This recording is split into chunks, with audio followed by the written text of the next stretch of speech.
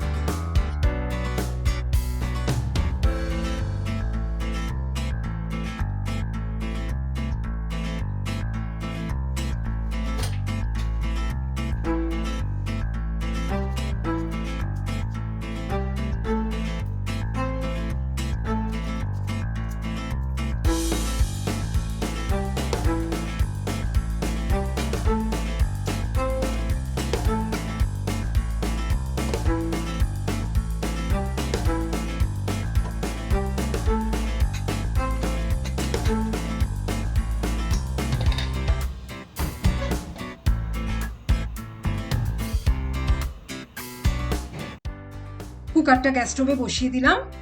3খানা whistle হওয়ার পর নামিয়ে নেব। ভাপা ইলিশ তৈরি হয়ে যাবে বাস। আর ততক্ষণে আমি বেগুন দিয়ে ইলিশ মাছের তেল ঝোল রান্নার প্রিপারেশনটা করে নিই। এই রান্নাটা তো ভীষণ সিম্পল রান্না, তোমরা হয়তো সবাই জানো। অল্প তেলে বেগুনগুলো আগে ভেজে নেব। বেগুনগুলো কেটেও নিয়েছি দেখো, লম্বা লম্বা করে। এরপর সর্ষের তেলে একটু কালো জিরে, কাঁচা লঙ্কা ফোড়ন দিয়ে মাছের পিসগুলোকে একটু তেলের মধ্যে এপিটোপিট করে নেব। এরপর পরিমাণ মতো লবণ হলুদ দিয়ে জল দিয়ে ফুটিয়ে নেওয়া, তাহলেই তৈরি হয়ে যাবে বেগুন দিয়ে ইলিশ মাছের তেল ঝোল। এদিকে আমার কুকারেও 3 নম্বর সিটিটা পড়ে গেল। আমার ভাপা ইলিশটাও রেডি হয়ে গেল বাবা। এবারে এই রান্নাটা তাড়াতাড়ি হলে হয়, তাড়াতাড়ি মেহাকে পড়াতে যেতে পারবো। এটা কিন্তু কাঁচা মাছের ঝোল হবে, মাছটাকে বিশেষ ভাজা যাবে না। আমার মায়ের হাতে ইলিশ মাছের তেল ঝোল আহা মুখে লেগে আছে, অপূর্ব। তবে মা বেগুন দেয় না তেল ঝোলে, পুরোটাই একই রকম রান্না, শুধু বেগুন ছাড়া করে। বেগুনটা আমার নিজের সংযোজন, তবে এটারও দারুণ টেস্ট হয়। দেখো, তাড়াহুড়ো করতে গিয়ে একটা বিশাল বড় ভুল করে ফেললাম এই রান্নায়।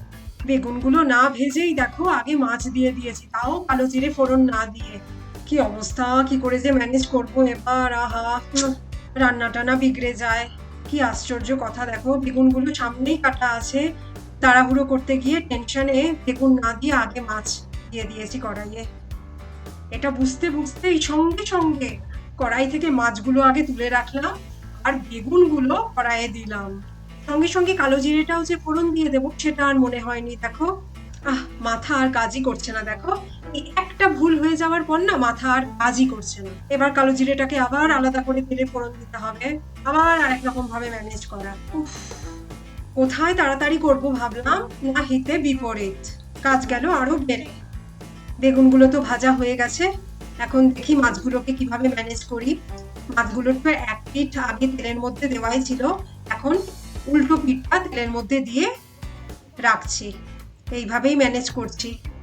অনেকদিন মনে থাকবে এই রান্নাটার ব্যাপারে আমার। সিম্পল রান্না করতে কি যে ভোগান্তি হলো আজকে। একটার পর একটা ম্যানেজ করে চলেছি, এখনো কালো জিরে ফোড়নই দেওয়া হয়নি। কি যে করি, এত সুন্দর পদটা একেবারে বিগড়ে দিয়েছি। রান্নাটা এখন ঠিকভাবে নামলে হয়। দেখো, একে বলে ভুলের মাসুল দেওয়া। কিভাবে ম্যানেজ করে একটা টেবিল স্পুনের মধ্যে সর্ষের তেল দিয়ে তাতে কালো জিরে ফোড়ন দিচ্ছি। ভুল যখন হয়েই গেছে তার খেসারত তো দিতেই হবে, কিছু করার নেই। এখন রান্নাটা ঠিকঠাক নামলে হয়। কালো জিরেটা দিয়ে একটু নেড়ে জল দিয়ে দিলাম। ঝোলটা একটু ঘন করার জন্য একটু আটা একটু জলের সঙ্গে গুলিয়ে নিয়ে কড়াইয়ে ঝোলের সঙ্গে মিশিয়ে দিতে হবে, দিয়ে একটু ফুটিয়ে নিতে হবে। শুধু দেখতে হবে আটাটা যেন এই বাটির জলের মধ্যে পুরোপুরি গুলে যায়। আটা গোলা জলটাও মিশিয়ে দিলাম। এখন ভালো করে ফোটাতে হবে, কারণ মাছটাও তো প্রায় কাঁচাই। বেশ অনেকক্ষণ ফোটাতে হবে, আর বেশ অনেকটা জলও দিতে হবে, কারণ এটা একটু ঝোল ঝোল মতো হয়, পাতলা ঝোল। তো জলটাও পরিমাণ মতো একটু বেশির দিকে দিতে হবে। লবণ আর হলুদটাও এই সময় ঠিকঠাক দিতে হবে। কাঁচা লঙ্কাগুলো মাছের সঙ্গে তেলের মধ্যে দিলেই ভালো হতো, কিন্তু আজকে তো একদম মাথা ঘেটে গেছে, মাথা কাজ করাই পুরো বন্ধ করে দিয়েছে, তাই আগে আর কাঁচা লঙ্কা দেওয়া হয়নি, তাই এখনই দিচ্ছি।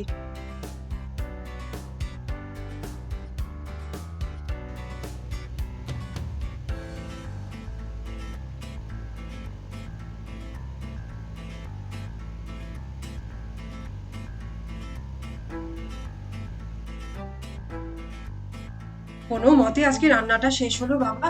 এখন একটু টেস্টও করে নিলাম। বেশ চিন্তায় ছিলাম কেমন হবে, ভাবতে পারিনি এতটা ভালো হবে। দারুণ হয়েছে।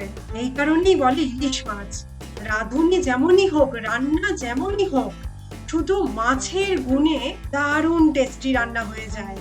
ঠিক আছে, গরম গরম মাছের ঝোল এবার খেয়ে নাও। গরমটা অবশ্য ঠান্ডাও হয়ে গেছে বেশ কিছুটা সময়। এখন কি খাবো? এই ইলিশ মাছের এই তাই তো বললে, ওই জন্য আমি ডাল তরকারি তো দিলাম না। তেল ঝোল, ইলিশ মাছের, হ্যাঁ, তেল ঝোল, বেগুন দিয়ে ইলিশ মাছের তেল ঝোল। কেমন দেখতে হয়েছে একটু দেখি তো।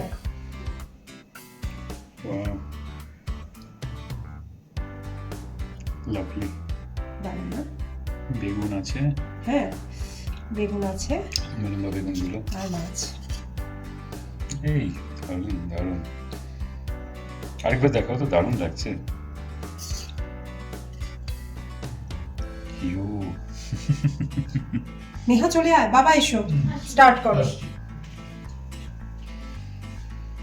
নেহা তো শুধু মাছের ঝোল ভাত খাবে বলে দিয়েছে। তেল, তোমাকেও দিয়ে দিচ্ছি। হ্যাঁ, তেল ঝোল হলে আর কিছু লাগে না, পুরোটা। দেখো, হ্যাঁ, বাস। এই যা দেখতে হয়েছে না।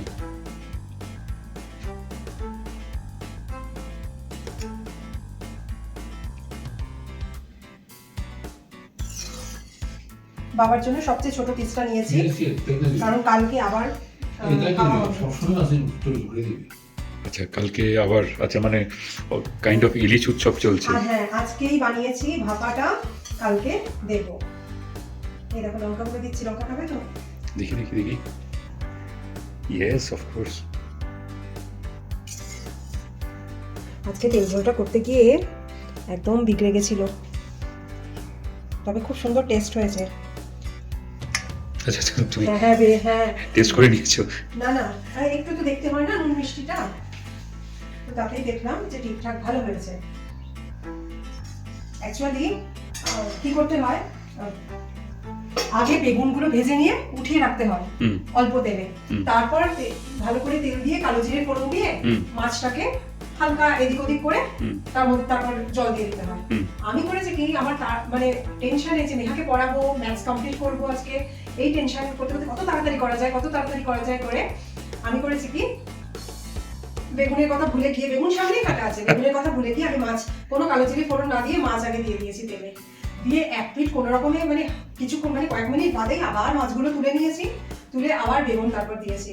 কালো জিরেও বেগুন যখন দিয়েছি, বেগুন ভাবলাম তুলবো না, মাছ অলরেডি হাফ ভাজা, মানে কাঁচা মাছেরই একটা ঝোল করে, তো হাফ আর কি হয়েই গেছে, তো আমি আলাদা করে চামচে করে কালো জিরে দিয়ে আবার ফোড়ন দিলাম তেল নিয়ে, চামচে তেল নিয়ে। চলে এসো, খুব খিদে পেয়ে গেছে, ইলিশ মাছ সামনে রেখে এতক্ষণ কথা বলতে পারবো না। চলে এসো। মাছের ঝোলটা কাঁচা রান্না করলেও হয়, সেটা ঠিক থাকে, সেটা ঠিক থাকে। বাবা বেগুন দিয়ে তেল ঝোলটা তো কাঁচাই করে, হ্যাঁ, কাঁচাই করে। কাঁচাই করে, খুব টেস্টি লাগে। শুধু ভাপা যেরকম করে সেরকমই করে। হ্যাঁ তাই ইলিশ মাছের শেপটাও ঠিক থাকে, মাছটাও ঠিক হ্যাঁ, থাকে। হ্যাঁ। তুই তেলে ভাজতে গেলে কুকড়ে যাবে, এই করতে যাবে, এটা টেস্টটাও আমার অত টেস্টও ভালো ভালো লাগে লাগে না। না। হ্যাঁ, হ্যাঁ এটাই আর কি। জি। এসো, চলো এসো। চলে এসো রিচ বেটা। চলো Come, কাম come. দিদি। Okay, okay, okay, okay. ইহাকে পরিয়ে উঠলাম, আমাদের ডিনারও কমপ্লিট হলো। এখন দেখি ইলিশ ভাপাটা কেমন হয়েছে। বেশ ঠান্ডাও হয়ে গেছে, এখন খুলতে অসুবিধা হলো না টিফিন বক্সটা। অনেকক্ষণই তো রান্না হয়ে গেছে। আহ কি দারুণ দেখতে হয়েছে না, দারুণ। দেখো মাছের পিসগুলো, কাঁচা লঙ্কাগুলো একটু ওপর ওপর রাখি, দেখতে বেশ ভালো লাগে। এটা কালকে দুপুরে খাওয়া হবে। একটু টেস্ট করেও দেখে নিলাম, একদম পারফেক্ট। আজকে তাহলে এখানেই শেষ করছি, আবার দেখা হবে খুব তাড়াতাড়ি আর একটা নতুন ব্লগে। তোমরা ভিডিওটা দেখো আর কেমন হলো অবশ্যই জানিও। Bye, good night.